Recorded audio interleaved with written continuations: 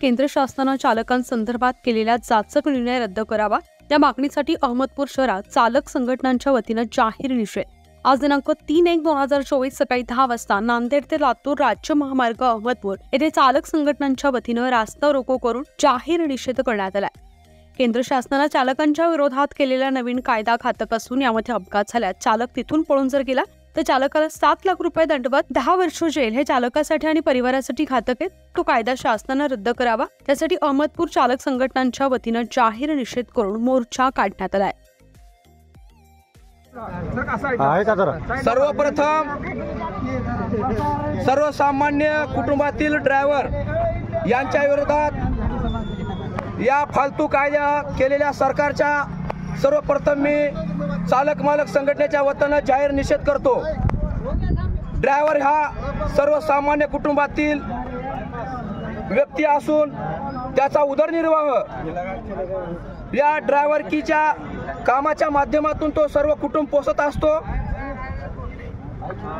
एकदम 6 ते 7 हजार रुपये महिना पगार कमवून हा आपला कुटुंबाचा गाडा चालवत असतो आणि ह्या सरकारनं या ड्रायव्हरच्या हातून जर ॲक्सिडेंट झाला तर समोरच्या व्यक्तीला 7 लाख रुपये दंड आणि त्याला 10 वर्षाची शिक्षा सजा असा हा कायदा केलेला आहे। तर हा 7 ते 8 हजार रुपये महिन्याला पगार कमवून त्या समोरच्या व्यक्तीला हा पैसे कुठून देणार? चोरी करून द्यायची का? हा मला सरकारला प्रश्न आहे।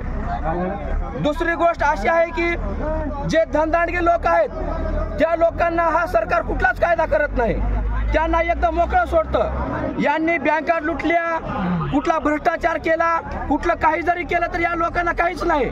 आणि सर्वसामान्य कुटुंबातला हा ड्रायव्हर आपला 5-6 लोकसंख्या असलेलं कुटुंब चालवतो 6 ते 7 हजार रुपये पगारीमध्ये। मग हा सरकारला हे कळत नाही का? यांनी एवढे 7-8 लाख रुपये कुठून आणून द्यायचे या लोकांना? चोरी करायची का? स्वतःचं पोट भरायचा आम्हाला प्रश्न आहे। आमचं ज्या दिवशी गाडी चालेल त्या दिवशी या ड्रायव्हरचं घर चालतं, यांच्या लेकरा बाळाला घरच्या कुटुंबाला खायला मिळतं। मग यांनी पैसे कुठून आणून द्यायचे?